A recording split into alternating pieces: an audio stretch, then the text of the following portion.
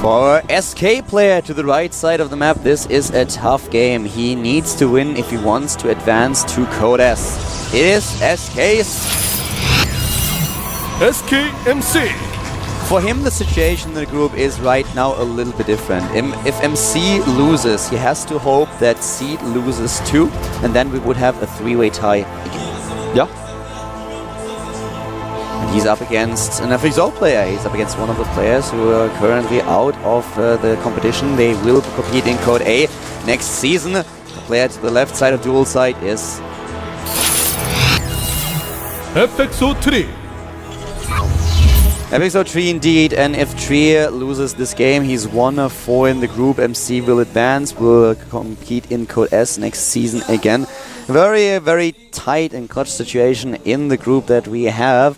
And well, as Wolf said earlier, Tree kind of has tendencies to do all-ins. He's not gas firsting this time. No, he's going for barracks first and then starts with the refinery. Yep. And MC. But he is getting a gas, and he will likely go into factory from here. MC definitely has watched a few games of Tree earlier, and he held off a crazy proxy from Virus earlier, so he's got to be feeling pretty good about his chances against all-ins. Obviously did not play against Tree yet, but like you said, he's had so many different opportunities to watch his games. We saw Hellion Marauder against Seed, which was in fact held off as well. It's kind of cute to see this. 43 wins, 31 losses, 4 MC, and then you have Tree with 2 wins and 2. Yeah. And just shows how long MC has been around. One of those losses was just now, I guess. I'm sure that was probably updated. Yeah, and well, that's obviously the GSL stat, so it's not including the international appearances at all. He will either be above or below 50% after this match for this TVP ratio. Well, Reactor going down for Tree right now, and he's going to make a command center. He's going to do a Reactor Marine command center. This is actually the most macro I've seen from this guy so far. He's pulling 2 SVs out of the gas. Actually, in his TVT, I have to give him justice. He did play really well in his TVT match. He actually controlled the game. He showed great map awareness. But otherwise in this group, he just has not appeared to want to go towards that macro tendency. Probe denied here. Blocks it and takes it out. Just in time, not able to sneak it in again. MC does have vision of the reactor though, but that's not enough to let him know what's going on because it could be reactor into Marine Tank Banshee. It does not necessarily have to be command, so that's something he does not know. He can kind of assume, but he's getting the robo now before he actually starts with his natural. It's dual sight, you know, you have to play this one super safe. It's so hard to hold your natural against tank pushes. He is going to hold the bottom of Tree's ramp right now with a Marine and with a Stalker and a Zealot. In fact, he's going to run up the ramp here, put a little bit of pressure on, but with that many Marines, he has to pull back. Yeah, it's too many already. He has 4 Marines in total, just waiting for MC to approach with his units. And now we have... Oh, no, sorry. For a second, I actually thought that he went and added additional gateways and was going for a 1-phase push here. Nope, just going up to 2. Gate Robo Gate, as they say. It's going to be an expansion build from MC most likely. We have seen all of his builds on this map recently do quite well. And back for Tree, he is getting a tech lab on his factory and making a second barracks right now, so he could potentially be doing a siege expand with this, and that allows him to do pressure afterwards. Oh, MC with the Twilight Council and Immortal already. Yeah, the Twilight Council, well, there's a lot of different things he can do. It could be for DTs, I guess. He could try to use the pylon on the low ground, warp onto the high ground with DTs. He could try to do Blink Stalkers with Observers and Immortals to back him up, just using the Blink to kind of defensively as he attacks. One thing for sure is that he is going to make the Dark Shrine because he's making his probe over there. And I think that is what he's going to do. He's going to use DTs on the high ground. That is pretty unique. I cannot remember seeing this on this map. Well, everyone is so shocked by this man in the crowd. That was the last thing that I would have expected out of MC in this game. Yeah, after getting the Twilight Council, it was like, okay, maybe he's going to do this, but I mean, I didn't think he would do it after he got the Robo, and he even made an Immortal, and he's going to go into 2 additional gates from here. What we may see is sometimes you see DTs used offensively just to kill units, and then a follow-up with Charged Zealots with a ton of gateways. That's something that I even sometimes do. It's quite popular. You don't have to get a Nexus for this. If you do damage with your DTs, sometimes you can just win outright with a push afterwards with charge. He has a pylon at the bottom right already and is just waiting now for the gateways to complete. They kind of line up with the Dark Shrine at this point, and he's expanding behind it, so... He's not going to use the Observer to warp onto the high ground, though, surprisingly. So, well, he could. He has a probe out. He's sending the Observer over towards the edge. I think the Observer's going to spot if he can make a pylon there without it being in vision, and then he will do it if it's appropriate. And in this case, it is appropriate. He's making a Nexus at home right now that may be canceled. He doesn't have to cancel it, though. It's MC's choice. I don't think he's going to cancel. I don't think so either. He has the resource to pull it off. He warps in 2 DTs right now as the Dark Shrine finishes. And there is no detection. He has to rely on his command centers. And guess what? The command centers don't have enough energy. They will very soon, though. So he has to be very careful. There's about to be enough for 2. He's just going to fight here. And I like this. This is one way to get ahead. He's targeting down siege tanks. Wow. And he's going to follow this up with a timing attack. 2 siege tanks are already dying. Now he's trying to kill the bunker, but he has to be careful. See, he's about to have scans. Yeah, but he can only kill 1 DT, and that is actually exactly what he needs to do here. Oh, I love this, man. He's not even going to scan. He has scans, but he's just going to repair instead. Now he scans and he starts to fight the and he will just send in another DT? Yep. In fact, he didn't kill the Observer with that scan either, so that's unfortunate. He could have, but he didn't realize There's another DT moving in right now. There is already 1 missile. He has another scan as well. And now the third DT will come in. Yep. But the turret will likely be up in time. If he would have started immediately. Well, but he can't because there's still... There's still a huge force here. He's going to make an Archon. He has 1 Immortal, which will target down the siege tank very quickly. He's got sentries with full energy, so a lot of force fields available to him, and he has 4 gates powered up. He did not, however, get charge. Exactly. He doesn't have charge. On the other hand, do we have stim? I don't think so. Oh, no. He's moving out right now. No stim, no combat shield. And now MC is moving in. He sees with the Observer that the Terran player is retreating or is moving out, and he immediately takes the timing to attack, but backs off here once again. MC is starting another Immortal back at home. Seeing this many tanks in the composition does not make him feel comfortable. Yeah, I don't think he expected this many tanks after he already killed 2. He saw the move out, and you know, if I see the move out... Will you wait a little bit longer? Yeah, because here's why. If he moves out and you have DTs, you can actually win the base trade with DTs and fight his base. That's what I would have done. But in this case, he wanted to try to catch the army off guard, I think. And I don't blame him for doing that either, but I think the better choice with DTs is there. His opponent doesn't have a Raven. He'd have to use scans to continue the attack. Combat Shields is almost done. This is too big of an army for Tree for MC to fight right now. Not with the siege tanks there. He has to pull back. Charge is on the way. He's adding 2 additional gates right now. Neither player getting any attack upgrades, any forge upgrades, no eBay upgrades. He could start +1 because he does have the eBay up. And there it is, right as I say that, he starts +1.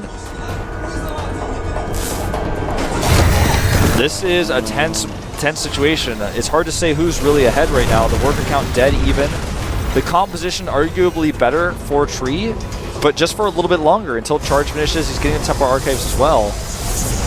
And combat shields are done, in fact. Charge is done. Now we have another Immortal out, and MC is not looking too bad here. I mean, at this point we have them with even supply, even worker count, dead even. Tree is moving in right now. He wants to end this. Here he goes. His SCV is leading the charge here. He will actually siege up the ramp, and he's setting up a wall, which is going to make it much harder for these Zealots to actually engage correctly. The wall gets taken out immediately by some Immortal targeting. Great position here for Tree. Will it be enough? The Charge Zealots coming in. The siege tank's doing a lot of friendly fire. Great force fields, but there are a lot of Marines on the back. Even so, the Immortals targeting down the siege tanks. It looks like MC is going to take out Tree here. Oh, wow. And if he does, the 2 Protoss players will advance. Ah, wow. Tree is losing too much here. 67 against 90 supply. This looks pretty much like MC is going to claim victory in this game. Storm is on its way. We have High Templars, and Tree is trying to get Stim. He's trying to get +1 attack, but it looks like he will be too late with both of them. He has a few siege tanks sieged up at home, but all these Archons, 3 Immortals, they will just be too much here. Yeah, there's way too much. He's actually just going to wait for 1 more round of Warpends, I think, and go. Actually, he's getting Storm at home. He's waiting for Templar. He may actually just wait for Storm as he's getting a third Nexus. He's playing it super safe. Super safe. I like this. This is not something MC often does. A ton of bunkers is being built right now. Yep. Super safe build by MC here. He does not have to commit He's setting to up a this. flank with his Immortals too. He has the Observer in position. Yep, here he goes. The bunkers do not finish. Storm is ready. Where will he storm? There he is on top of the Bioforces. Wow, the Immortals coming in, targeting down the siege tanks. They don't have much targeting to do as the Zealots take everything out. Exactly. This Archon's is it. doing 50 so much. supply left for GG. MC wins. MC is able to claim his Code S spot, and therefore Seed will advance as well. We don't need the third game after all. We have now both Protoss players advancing. Saying, take that 0% rate of Protoss advancing so far. 2 Protoss is getting out today. Even if Seed would lose against Virus, he would be tied with Xenio because he won against Xenio earlier. He is advancing as well. We don't need our last game today. MC and Seed, they are the 2 players advanced, and there's Xenio. He is crushed right now. He lost to a hack. Basically, and he lost to the group's biggest loser as well, you know? To actually lose to the group's worst record holder, and that's the reason why you can't... I mean, he might not have gotten it necessarily if he beat Virus, but to lose to him and then be like, well, I lost to the guy, he's like, only win this to beat me, basically? He had to hope for MC to lose. With MC losing, he would have been able to at least get into another tiebreaker or advance if Seed would have claimed victory in the game against Virus. But as it is, we have now a potential scenario where either Seed wins, then he's 4-1, or he takes, or he's in a tight situation. And here are our Protoss players, our advancees. And it is I am SK. Both players from the partnership from SK Gaming and Incredible Miracle, they advance. Both of them. Speaking of that, man, Team League is next week. Tomorrow League is next week. Tomorrow we do have Off the Record. I will be there with, I believe, Artosis this time, as you did with Call Me Tasteless last time. Yep. And I will... Oh, actually with Tasteless. Actually be Tasteless again? I guess it's because he missed me so much while you were doing it. And I actually will be hosting the show with him, and we will be doing the show with MVP. That should be pretty crazy. He's another player from the same team. I'm going to talk to him. I'm going to ask him a lot of questions. Obviously, he's a very smart player, the winner of the GSL finals, in fact. And you know, he's got this new sponsorship. I got a lot of questions to ask him, so make sure you guys tune into that tomorrow. And of course, we're going to take a look at our match results from today, and we're going to pop those up. Here you see our 2 Protoss advancing the score here. Hack taking his second win, eliminating Xenio from the group, and there you have it.